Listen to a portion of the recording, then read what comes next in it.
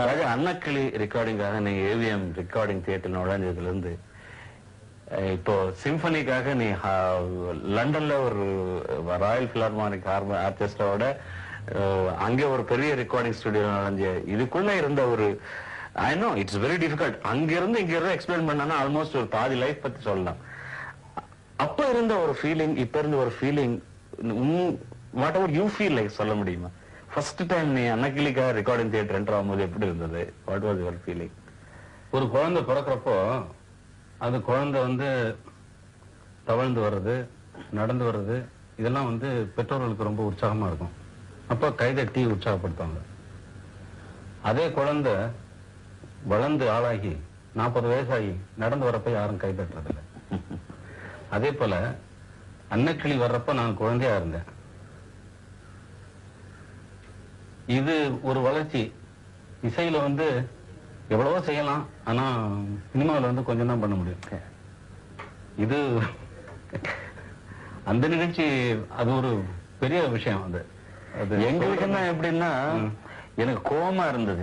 நீ அந்த மாதிரி ரெக்கார்டிங் பண்ணும்போது நான் அங்க இருந்து பார்க்கலையே, என் ராஜா வந்து அங்க பண்ணிட்டு இருக்கானே, இந்த பெரிய ராயல் பிலார்மானிக்கு நாங்க பார்க்கவும் முடியாது, என்னால இருக்க முடியும். அதுதான் அடிக்கடி சொல்றது ரெக்கார்ட் ரிலீஸ் ஃபங்க்ஷன் கூப்பிடணும் நீ அப்படின்னு. எத்தனை மியூசிக் டைரக்டர் பார்க்கல, அதனால நீ எக்ஸ்பிளைன் பண்ண எனக்கு. இல்ல என்ன எத்தனை மியூசிக் டைரக்டர் இல்ல, எத்தனை மியூசிக் டைரக்டர் ராயல் பிலார்மானிக் ஆர்கெஸ்ட்ராவோட ஒர்க் பண்ண முடியுங்கிற. அதுதான் சொல்றேன். எனக்கு என்னோட நண்பன் பண்ணும்போது நான் பார்க்கணுமே இருந்தது, முடியல.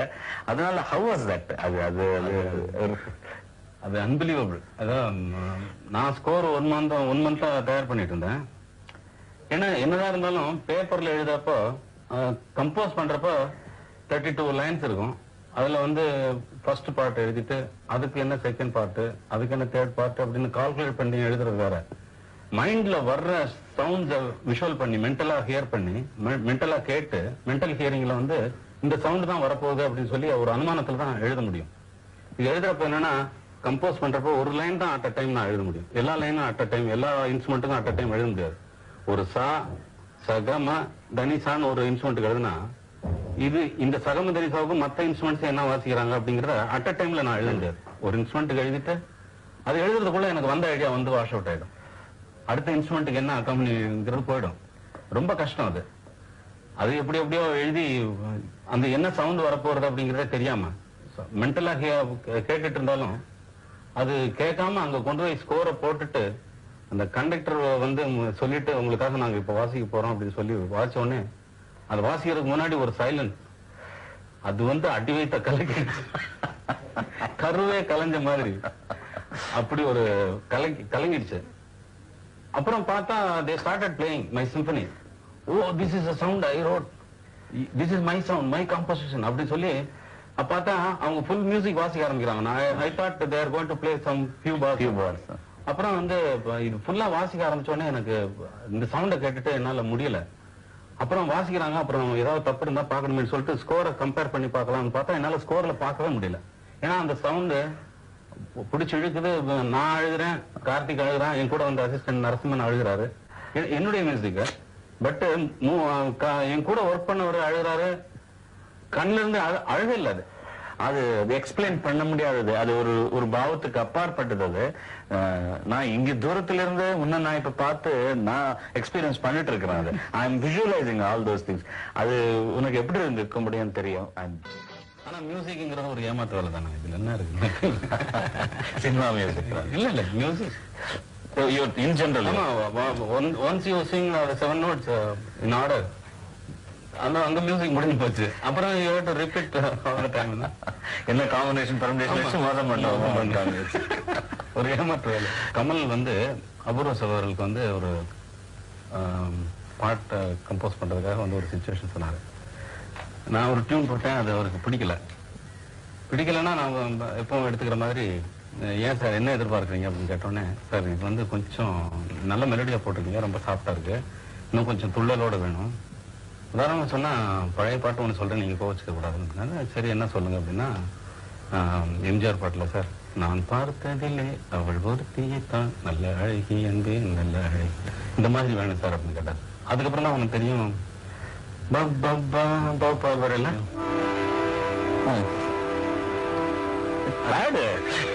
புதுமை பிள்ளைக்கு நீ பாடுறா. தரரா தரரா லரரே தரரா லலலா லலலா பப்பப்பல் பப்பப்பரே பப்பப்பல் பப்பப்பரே. இது பண்ணிட்டேன். இது பண்ணோடனே ரொம்ப நல்லா இருக்கு, இது ஓகே அப்படின்னு சொல்லிட்டு போயிட்டாரு. ஓகேன்னு சொன்னாரு. சொன்னோடனே இது எப்படி இந்த ஐடியா வந்தது அப்படின்னு கேட்டாரு. நீங்க சொன்னதை தான் நான் திருப்பி கொடுத்துருக்கேன் உங்களுக்கு அப்படின்னு. எப்படி சொல்றீங்க அப்படின்னாரு.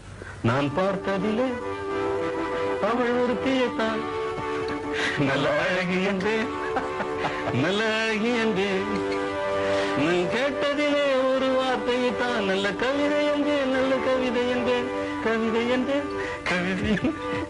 இது ஏமாத்த வேலை எல்லாமே என்னடா அது? புது மாப்பிள்ளைக்கு நல்ல யோகமடா அந்த மண்ண மகள்டா அந்த நேரமடா.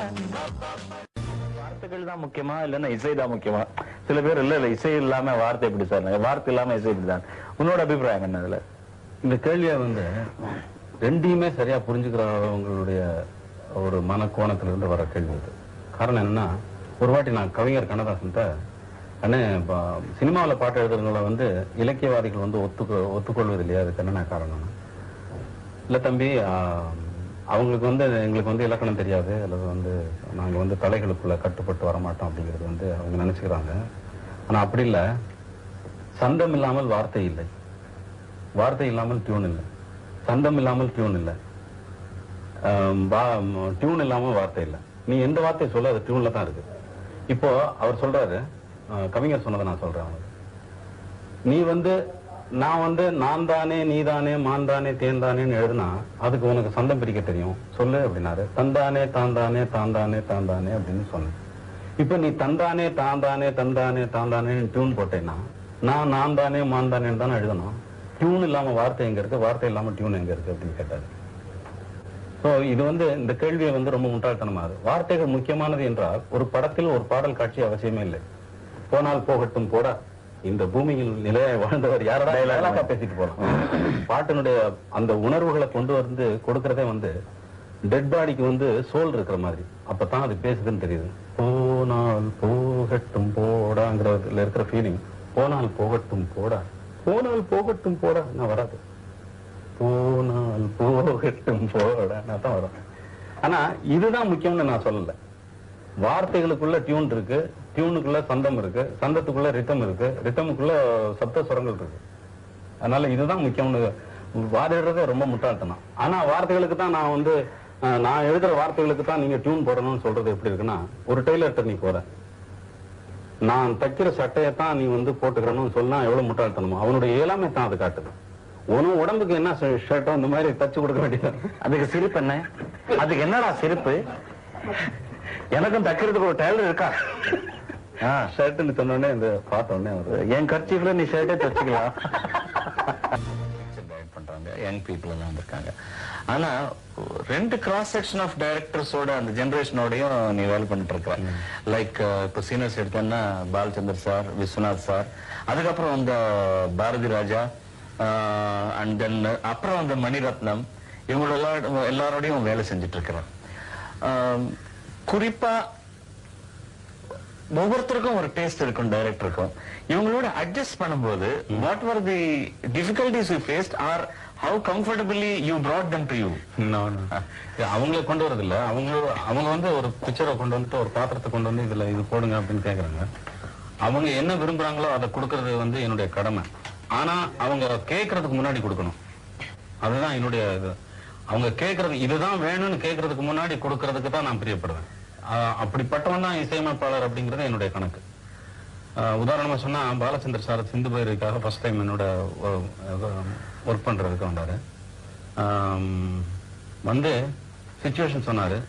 சொன்ன உடனே நான் ஒரு சிந்து காவடி சிந்து ராகம் தெரியவில்லைன்னு சொல்லி நான் டியூனோட சேர்த்து பாட்டா லைனா வந்துருச்சு. எனக்கு வந்த உடனே அவருக்கு கை காலெல்லாம் பாலச்சந்தர் சாருக்கு அப்படி ஆடி, சார் இது எப்படி சார், இது எப்படி சார் நடந்தது, இது எப்படி நடந்ததுன்னு சொல்லி டைரி ஒண்ணு எடுத்தாரு. அதை எடுத்து ஓபன் பண்ணாரு. அந்த சிச்சுவேஷனுக்கு வந்து இந்த பாடல் வரிகள் நானொரு சிந்து காவடி சிந்து என்று இந்த பாடல் இருக்கலாம் அப்படின்னு அவர் கைப்பட எழுதியிருக்காரு. அதை எடுத்து காட்டுறாரு. இது எப்படி சார் உங்களுக்கு வந்ததுன்னு. சார் நீங்க கேட்காம கொடுக்குறாங்க சார் மியூசிக் டைரக்டர். கேட்டு கொடுத்தா வந்து அது வந்து இதுதான் வேணும், எந்த கடையில வேணாலும் போய் இட்லி சாப்பிடலாம், இந்த கடையில இட்லி கிடைக்கும், இந்த கடைக்கு இட்லி போகலாம்னு சொல்லிட்டு அதுக்கு தகுந்த மாதிரி இடத்துக்கு தான் நீங்க போவீங்க. நீங்க கேட்காம கொடுக்கறதா என்னுடைய வேலை. அப்பதான் நான் முழு இசையமைப்பாளன் அப்படின்னு முதல்ல பாட்டு பாடின படம் என்ன ராஜா? நான் அன்னக்கிளி பேக்ரவுண்ட்லயே ஏதோ ஒரு சின்ன அமிங் ஒண்ணு பாடியிருக்கேன். முழு சாங்கா? முழு சாங்கா பாடினது வந்து டைட்டில் சாங் 16 வயதில் சோளம் விதைக்கையில். ஓ, இப்ப நம்ம கச்சேரிலாம் பண்ணும்போது நம்ம நார்த் இந்தியால பண்ணோம், சவுத்துல பண்ணோம், ஈஸ்ட் எல்லாம் ஒரு ஆயிரக்கணக்கான கச்சேரி பண்ணிருக்கிறோம். சைக்கிள்ல போய் புகையில வித்த வியாபாரி மாதிரி நம்ம போகாத இடமே கிடையாது. அப்போ எனக்கு எப்பவுமே நீ வந்து ஸ்டேஜ்ல அது ஏதாவது ஒரு சாங் பாடு, நான் கேட்டதில்லை, நீ பாடுறதில்லை, இந்த பொட்டி இதே பொட்டி தான் வச்சுக்கிட்டு நீ சப்பன வைக்கிறானி முதல் கொண்டு கம் செப்டம்பர் மியூசிக் வரல இதுலயே வாசிட்டு இருக்கிற. நம்ம ஒரு சில டைம்ல ஒரு ஹார்மோனியம் வச்சே கச்சேரி பண்ணிருக்கோம். ஆனா பாடணும்ன்ற எண்ணம் அப்போ உனக்கு நிச்சயமா கிடையாது. எனக்கு தெரியும் நீ you wanted to become music director ஆகணும்னு ஒரு வெறியில இருந்த. இது when did this develop in you and how did it became it grew? இல்ல முதல்ல வந்து என்னுடைய மியூசிக் வந்து மியூசிக் சேஞ்ச் ஆனது வந்து எங்க அண்ணன் வந்து கச்சேரியில பாடி இருக்கப்ப நான் முதல்ல அவருக்கு கூட பாடுறதுக்காக நான் போனவன் தான். அப்படிதான் என்னுடைய இசை வாழ்க்கை தொடங்குச்சு. அதனால முதல்ல நான் பாடிட்டு இருந்தேன். அப்புறம் தான் வந்து இன்ஸ்ட்ருமெண்ட் எடுத்து கத்துக்கிட்டு. அது சாரி டு இன்டர்ஃபியர். அப்போ இந்த ஹார்மோனியம் வாசிக்கிறது எப்படி வந்துச்சு? இந்த ஹார்மோனியத்தை எங்க அண்ணன் நான் வாசிக்கிறத பார்த்தா அண்ணன் கையை அப்படி வச்சு சொல்லி பெரம்பெடுத்து இந்த பக்கம் அடிப்பாங்க. தொட விட மாட்டாங்க. இந்த ஹார்மோனியத்தை அவ்வளவு பத்திரமா பாத்துக்கிறாங்க. ஏன்னா சின்ன பசங்க ஏதாவது எடுத்துருவாங்க, அதுக்கப்புறம் நம்ம கச்சேரிக்கு போறதுக்கு சரியா வராது அப்படின்னு சொல்லி. ஆனா அவர் இல்லாதப்பெல்லாம் எடுத்து வச்சு பிராக்டிஸ் பண்ணிட்டே இருந்தேன். ஒரு நாள் வந்து அவருக்கு வர வேண்டிய ஹார்மோனிஸ்ட் வந்து அவருக்கு 2 பேருக்கும் தகராறு ஆயிடுச்சு. அவர் வரலன்னொடனே அம்மா வந்து சொல்லியிருக்காங்க, இவன் வாசிட்டு இருக்காங்க, அவனை கூப்பிட்டு போனேன். அப்புறம் திடீர்னு பார்த்துட்டே இன்னைக்கு நீ தான் கச்சேரி வாசிக்கிற அப்படின்னோடனே எனக்கு தரையில் நிக்க முடியல, ஆகாயத்துல பறக்க முடியல, அந்த மாதிரி திருச்சங்க சத்தத்துல நிக்கிறேன். சொல்லவே முடியல. அன்னைக்கு கச்சேரி வாசா நிறைய தப்புந்தவரமா அவர் பாடுற பாட்டெல்லாம் தெரியும். அதனால கொஞ்சம் பிராக்டிஸ்ல இருந்தது. இருந்தும் ஸ்டேஜ்ல போற ஒரு இதுல ஆர்வத்துல தப்புந்தவரமா வச்சா. ஆனா பயங்கர கிளாப்ஸ் எல்லாம் வந்தது. ஜனங்கள்லாம் கச்சேரி முடிஞ்ச உடனே நிறைய வந்து என்ன சூழ்ந்துட்டு சின்ன பையனா இருக்கான் அப்படின்னு சொல்லிட்டு, சார் ரொம்ப பிரமாதமா வாச தம்பி, ரொம்ப நல்லா வாச்சு அப்படின்னு சொல்லி பண்ணாங்க. அப்போ வந்து எனக்கு தோணுச்சு, இது வந்து எல்லாமே கம்போஸ் பண்ணது வேற ஆளு, இதுக்கு தான் கை தட்டுறாங்க ஆட்கள். ஆனா நம்மளே கம்போஸ் பண்ணி நமக்கே கை தட்டுவாங்கன்னா தான் இந்த கைதட்டெல்லாம் நமக்கு சொந்தமாகும். இல்லைன்னா இது வந்து இன்னொருத்தருக்கு தான் போய் சேரும். நம்ம யாரு பாட்டை வாசிக்கிறோமோ அவங்க பாட்டுக்கு தான் போய் சேரும் அப்படின்னு சொல்லி நான் நினைச்சுதான் கம்போஸ் பண்றது. அப்ப கூட உனக்கு நோட்டேஷன் எழுத வராதுல்ல? நோட்டேஷன் தெரியவே தெரியாது. என்னுடைய ஃபர்ஸ்ட் ரெக்கார்டிங் வந்து ஜிகே வெங்கடேஷ், என்னுடைய மாஸ்டர் தன்ராஜ் மாஸ்டர் வந்து ஆர்கன் வாசிக்கிறதுக்காக வந்து ஜிகே வெங்கடேஷ் தான் வந்திருக்காரு. அப்போ வந்து என்ன நோட்ஸ் எல்லாம் எழுத சொன்னாரு. நோட்ஸ் எழுதவே தெரியாது. என்ன சாணம் என்ன தெரியாது, பானை என்ன தெரியாது. அப்போ வந்து எழுதுறா நோட்ஸ் எழுதுனேன். என்ன சொல்றாங்கன்னா அந்த பாட்டுனுடைய நோட்டேஷன் வந்து சொல்லிட்டு இருக்காங்க. பாட்டை சொரப்படுத்தி அதை சொல்றாங்க, அதை எழுதினேன். டைம் சிக்னேச்சர் போட்டு அப்படின்னா அப்படின்னா தாள குறிப்பு. என்ன டைம் அப்படின்னா என்ன சார் அப்படின்னா, இதுரா டைம் சிக்னேச்சர் தான் 6/8 or 2/4 அப்படின்னா 6/8 அப்படின்னா. அப்புறம் பார் மார்க் பண்ணாரு. பார்னா என்ன சார், என்ன டெம்போனாரு 6/8 அப்படின்னா. 6/8னா 6 note in a bar அப்படின்னா.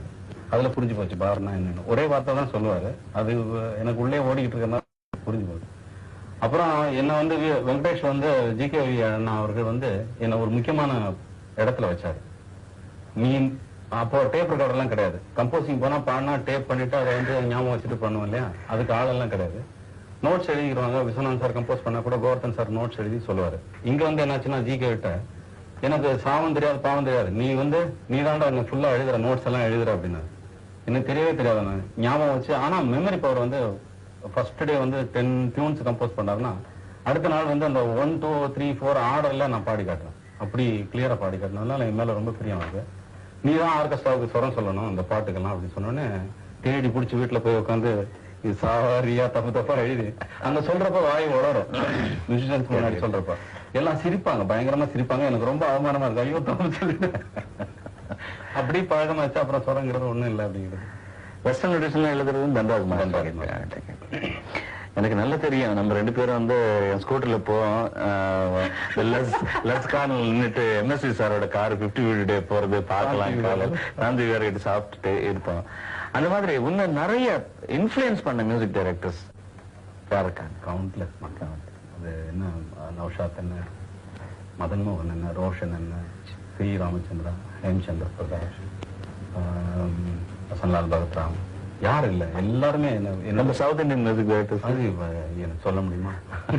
சொல்ல சில இருந்து C R. Subbaraman, G Ramanathan, K V. Mahadevan, N S. Viswanathan, எவ்வளவு பேர் இல்லை, அதெல்லாம் சொல்லலைன்னா ரொம்ப. அதே மாதிரி உனக்கு பிடிச்ச சிங்கர்ஸ்?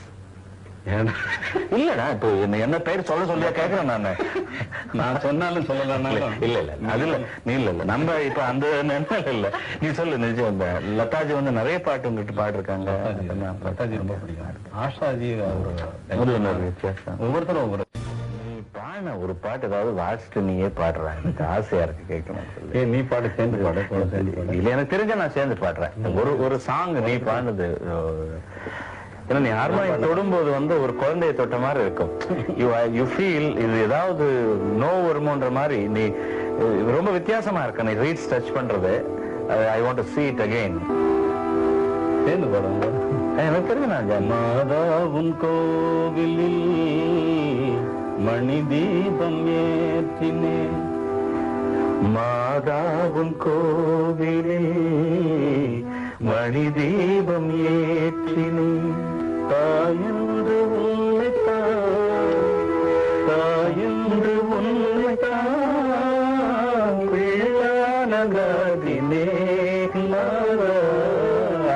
பிள்ளானே பாடுறேன்.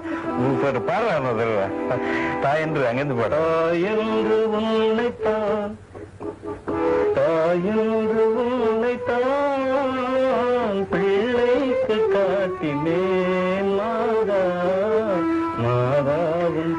உன் ப்ரோக்ரஷன் கேட்ட என்ன தெரியுமா? இப்போ நான் 30 வருஷமா பாடின இருக்கிறேன். இந்தியாவில இருக்க எல்லா மியூசிக் டைரக்டர் கிட்ட பாடுறேன்.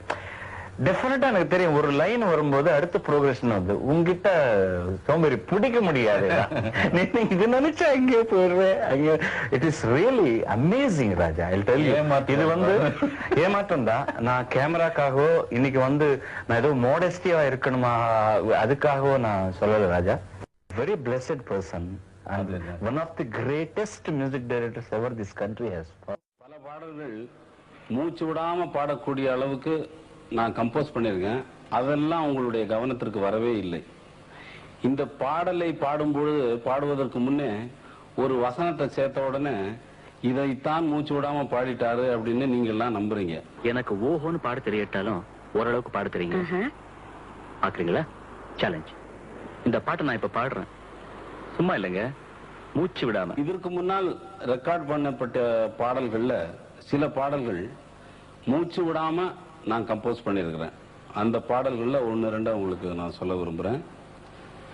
கண்மணியே காதல் என்பது கற்பனையோ காவியமோ கண் வரைந்த ஓவியமோ தன்னனி நன்னனி நன்னனி நன்னனி தன்னனி. அங்கதான் மூச்சு எடுக்க முடியும். தல்லலிலா லல்லலிலா லல்லலிலா அப்படின்னு முடியும் ஒரு பாடல். இன்னொரு பாடல் தம் தன நம் தன தாளம் வரும், புது ராகம் வரும், மகிழ் சந்தன மல்லிகை மாலை வரும், மணமாலை வரும், வேளை வரும், அது வரைக்கும் தம் எடுக்க முடியாது. அப்படி ஒரு பாடலை கம்போஸ் பண்ணியிருக்கேன். அது வந்து நானே சொல்லிட்டா பெருமையா இருக்கும் இல்ல. இது வந்து பொதுவா பழைய கம்போசர்கள் கம்போஸ் பண்ணப்பட்டதுல பார்த்தா வாத்திய இசை வாசிக்கிறவங்களுக்கு தான் இடைவிடாமல் கம்போஸ் பண்ணுவாங்க. அது வந்து இலக்கணம். இது வந்து சும்மா நான் வந்து பாடுறவங்களவோ அல்லது இந்த கற்பனையை நான் என்னத்துக்கு வீணாக்கணும் அப்படிங்கிறதுக்காக நான் ட்ரை பண்ணதே தவிர இது இசை இலக்கணத்துல வரவே கூடாது. ஸ்காட் வந்திருந்தார் இல்லையா ஃபர்ஸ்ட், ஒரு முதல்ல அவனோட பேசுறதுக்கு. அன்னைக்கு நீ ஒரு ரீரெக்கார்டிங் பண்ணிருந்தியா? ஆமா. அது பார்த்துட்டு அவர் அப்படியே அசந்துட்டாருன்னு கேள்விப்பட்டேன். What was that experience? அவர் வந்து அவரும் பிலிமுக்கு மியூசிக் பண்ணிருக்காரு. டைனா ரோஸ் அந்த மாதிரி வெஸ்ட் சைட் ஸ்டோரி அந்த மாதிரி பிலிம்ஸ்க்கெல்லாம் டைனா ரோஸ் பாப் குரூப் மியூசிக்கல். அவர் அரேஞ்சர், அவர் கம்போசர். அவர் வந்து என்னோட பண்றப்போ நான் ஒரு பேக்ரவுண்ட் ஒன்று பண்ணிட்டு இருந்தேன். பேக்ரவுண்ட் பண்ணோடனே அவர் வந்து வாட்ச் பண்ணிட்டு இருந்தாரு. ரீல் பிளே பண்ணாங்க. I mark the place where I am going to give music. அப்போ பார்த்துட்டதும் அவர் பார்த்துட்டே இருந்தாரு. அப்புறம் வந்து டோட்டல் சைலண்டா இருந்தது தியேட்டர். அவ்வளவு மியூசிஷியன்ஸ் இருந்தாலும் நான் எழுதிட்டே இருந்தேன்.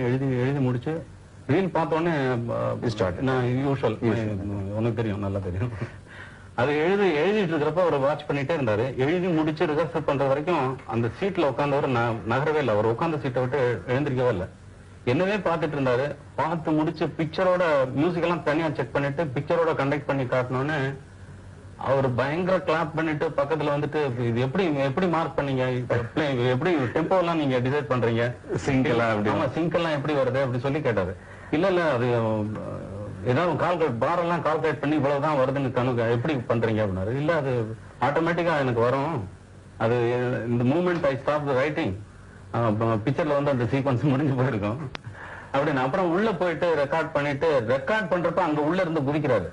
இதெல்லாம் ஒவ்வொரு ஷாட்டும் சிங்க்ல மியூசிக் வருதுன்னா அவங்களுக்கு சிங்க் பண்றதுக்கு வந்து 1 month ஆகும். கரெக்டா இதெல்லாம் ஒரே நீங்க பாக்கும்போது நீயே ஸ்பாட்டிங் பண்ணிட்டு இருக்கிற, நீயே மியூசிக் கம்போஸ் பண்ணிட்டு and you are giving the notation. அது ஒண்ணு இல்ல.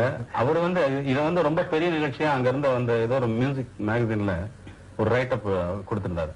நான் இந்த சமீபத்துல பார்த்த கம்போசர்ஸ்ல வந்து ஒரு காம்போசிஷன், ஒரு அந்த fast writing and correct placement of music wonderful அப்படின்னு சொல்லி அதுல ரொம்ப அப்ரிஷியேட் பண்ணுவேன். Very blessed person and one of the greatest music directors ever this country has found out.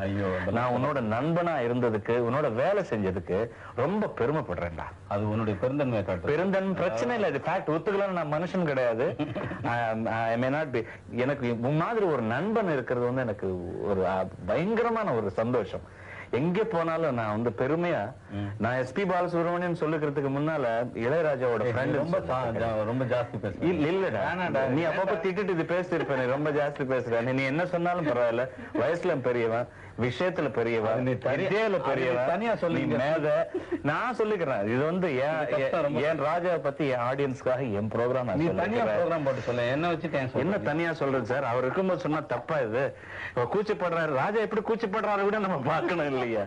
I'm very grateful to you, ராஜா. நீ இந்த கன்னட பாட்டு இது பாடல, அது ஜனங்களுக்கு பாடி காட்டுது. என்ன பாட்டு? இப்ப திடீர்னு நான் மட்டும் பாடு, ஒரு தடவை ஞாபகப்படுத்துறேன்.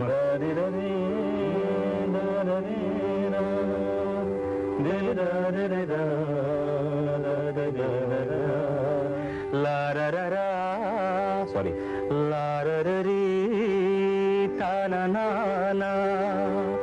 தரநானனா தாரிரரரா அப்புறம் தரரி லரரா ரரனா தனனா நனனா தரனா தரனா தரரா தரரா தரனா தரனா நனா தரனா நீனன்னா தரரி. அவரோட மெமரி என்னோட மெமரி என்ன டிஃபரன்ஸ் ஆடியன்ஸ் புரிஞ்சே இருக்கும். ராஜா 10 நாளைக்கு முன்னால் கம்போஸ் பண்ணது கூட இன்னைக்கு காலையில வந்து பேக்ரவுண்ட் போனோம்னா நீ என்ன சாங்னு டச் பண்ண உனக்கு வந்துடும். நான் வந்து 27,000 பாட்டு பாடிருக்கிறேன். காலையில பாடின பாட்டு என்ன ஞாபகம் இருக்காது ராஜா எனக்கு. forget about it. Anyway, beautiful song for Kannada you have composed and God has already blessed you. அந்த blessing உனக்கு எப்ப 100 இல்ல 150 வயசு நீ இருக்கணும், உன்னோட நாங்கெல்லாம் இருக்கணும். அவ்வளவு கஷ்டம் இல்லடா. God bless. ஒரு வித்தியாசமான சிச்சுவேஷன் சொல்றேன். எனக்கு ஒரு பல்ல கூட நானே டைரக்டர் நினைச்சு, நான் வந்து இளையராஜாவோட ஒரு இன்டர்வியூக்காக நான் 3:30 மணிக்கு வர சொன்னாரு. நான் லேட்டா 4 மணிக்கு வந்துட்டேன். 4 மணிக்கு வந்தது, என்னடா நான் பிஸியா இருக்கிறேன்னு தெரியுமில்ல, நான் கரெக்டா டைமுக்கு வர்றான்னு தெரியும் உனக்கு, நீ லேட்டா வந்தாச்சுன்னா எனக்கு அடுத்த மியூசிக் இதுக்கு போறதுக்கு லேட் ஆகும் இல்லையா? இல்ல ராஜா கொஞ்சம் டப் ஆயிடுச்சு, எப்படியாவது பண்ணிக்கணும், இன்னைக்கு முடியாதப்ப நாளைக்கு தான் வரேன்னு சொன்னாரு. சரி, பேசிக்கலா ஒரு மியூசிஷியனா இருக்கிறதுனால இங்க இருந்து நான் கார்ல ஏறி இன்னைக்கு வேஸ்ட் ஆயிடுச்சு, ராஜா கிட்ட நம்ம கொடுத்த டைம் யூஸ் பண்ணிக்க முடியலன்னு ஒரு வருத்தத்துல பாடிக்கிட்டே போறேன்டா. அந்த சிச்சுவேஷன் கூட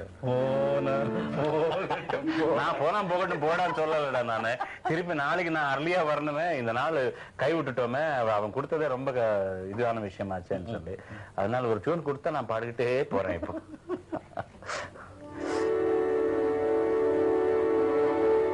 எல்லாம் ரொம்ப கஷ்டமான சிச்சுவேஷன். நீங்க கேட்ட இல்ல, உனக்கு என்ன கஷ்டம்?